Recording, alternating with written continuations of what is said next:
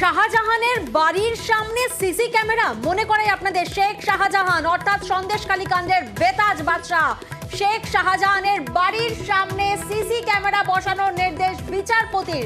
কিন্তু ঠিক কি কারণে প্রয়োজনীয়তা হলো সিসি ক্যামেরা বসানোর জানবো। অর্ণবের কাছে যাব একবার, আমাদের প্রতিনিধি অর্ণব, তোমার থেকে একটু জানবো। অর্ণব, সন্দেশখালী কাণ্ডের 10 দিন পার হয়ে গেছে, এখনো অধরা শেখ শাহজাহান, সেক্ষেত্রে এবার বিচারপতি সিসি ক্যামেরা বসানোর নির্দেশ দিলেন, ঠিক কি কি নির্দেশ দিলেন বিচারপতি?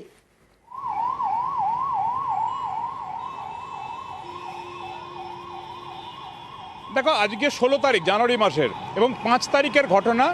এই 5 তারিখ সকালেই ইডি আক্রান্ত হয়েছিল শেখ শাহজাহান সন্দেশখালীতে, তার বাড়িতে রেশন দুর্নীতি তদন্তে তল্লাশি করতে গিয়ে, এবং সেদিন আক্রান্ত হয়েছিল নিউজ 18 বাংলাও।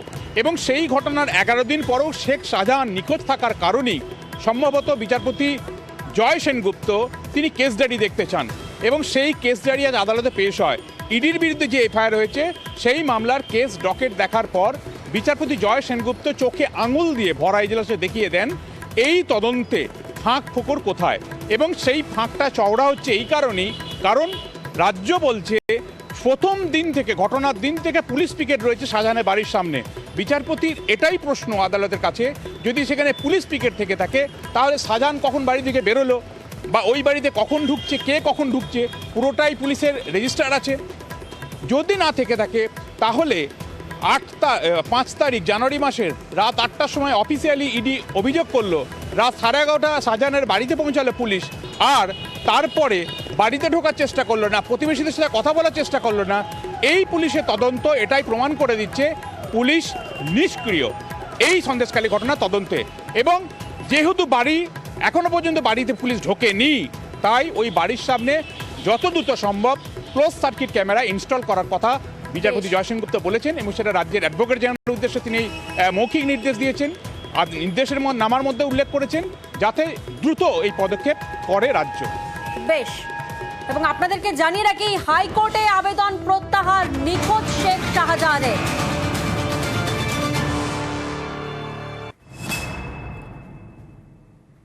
গতকালই আমরা জানি শেখ শাহজাহান হাইকোর্টে নিজের বক্তব্য জানানোর আর্জি জানান, এবং তারপরেই ক্ষুব্ধ হয় হাইকোর্ট। আইনজীবীকে দিয়ে গতকালই হাইকোর্টে আর্জি দেন, আর আজ হাইকোর্ট তারপর প্রশ্ন তোলে যে আত্মসমর্পণ করছেন না কেন, আর তারপরেই নিখোঁজ শাহজাহানের হাইকোর্টের আবেদন প্রত্যাহার।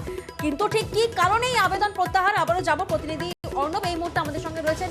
অর্ণব, তোমার থেকে একটু বোঝার চেষ্টা করবো, তাহলে কি বিপদ বুঝেই কি এই আত্মসমর্পণের এই আবেদন প্রত্যাহার?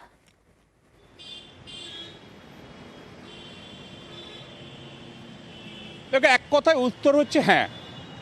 এরপরে তুমি যদি কারণ জানতে চাও তাহলে বলবো, গতকাল বিচারপতি জয় সেনগুপ্ত যে বাক্য বাণে বিদ্ধ করেছিলেন শেখ শাহজাহানের আইনজীবীকে, এবং এই শেখ শাহজাহানের আইনজীবী তিনি রাজ্যের অ্যাডভোকেট জেনারেলের পাশে দাঁড়িয়ে তাকে পরামর্শ দিচ্ছিলেন, আইনি পরামর্শ কি হওয়া উচিত এই সন্দেশখালীর মামলা তদন্তকে রাজ্য পুলিশ এগিয়ে নিয়ে যাওয়ার প্রশ্নে, যেখানে আদালতের কাছে প্রশ্নের একাধিক উত্তর দিতে কার্যত ঘাম ছুটছে রাজ্যের অ্যাডভোকেট জেনারেলের, সেখানে শাহজাহানের আইনজীবী পাশ থেকে অ্যাডভোকেট জেনারেলকে পরামর্শ দিচ্ছেন।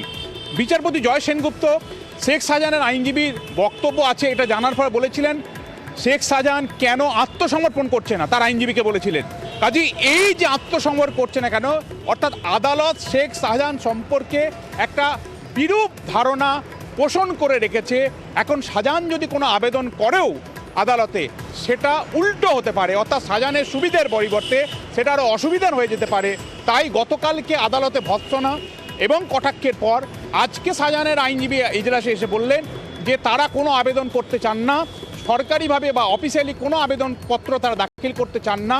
তারা গতকাল যা সাবমিশন করেছিলেন সেটাও আজ প্রত্যাহার করে নিচ্ছেন। যদি আদালত মনে করে, যদি আদালত প্রত্যাশা রেখে থাকে শাহজাহানের কাছ থেকে যে তিনি এই মামলায় বললে এই মামলার পক্ষে সেটা সুবিধা বা মামলার বিচার প্রক্রিয়া করতে স্মুথ হবে, তাহলে শাহজাহান চৌধুরী আদালতে আসবে, নচেত নয়। আসলে গতকাল দুপুরে সংবাদ মাধ্যমে নিউজ 18 বাংলা সহ যখন এই খবর সম্প্রচারিত হয় যে শাহজাহানকে খুঁজে পাচ্ছে না পুলিশ, সেই শাহজাহান কিভাবে তার আইনজীবীর মাধ্যমে কলকাতা হাইকোর্টে পৌঁছে গেল। কাজেই এই যে ফাঁক ফোকর, একে তদন্তের ফাঁক ফোকর হাইকোর্ট ধরছে, অন্যদিকে শাহজাহান পৌঁছে যাচ্ছে আইনজীবীর মাধ্যমে কলকাতা হাইকোর্টে, এমনকি এফিডেভিট করে তার রিলেটিভের মাধ্যমে বার্তা পৌঁছে দিচ্ছে, অথচ পুলিশ শাহজাহানের কাছে পৌঁছতে পারছে না। এই রকম একটা গণ্ডগোলের জায়গায় যে সুবিধাজনক পরিস্থিতি নয়, এটা বুঝেই হয়তো 180 ডিগ্রি ঘুরে গেল শাহজাহান, এবং তারা আবেদন করছে না এমনটা জানিয়ে দিল, এবং আদালতের মুখাপেক্ষি হয়ে তারা রইবে এমনটা তারা তাদের আইনজীবীর মাধ্যমে জানিয়ে দিল। বেশ,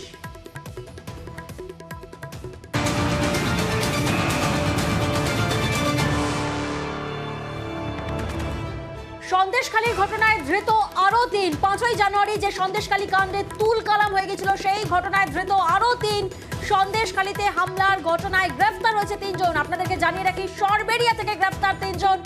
সন্দেশখালী হামলায় এখনো পর্যন্ত গ্রেফতার মোট 7 জন। গত 5ই জানুয়ারি আমরা জানি যে যখন ইডি আধিকারিকরা রেড করতে যায়, তারপরে তুল কালাম, সেই ঘটনায় এখনো পর্যন্ত গ্রেফতার মোট 7 জন।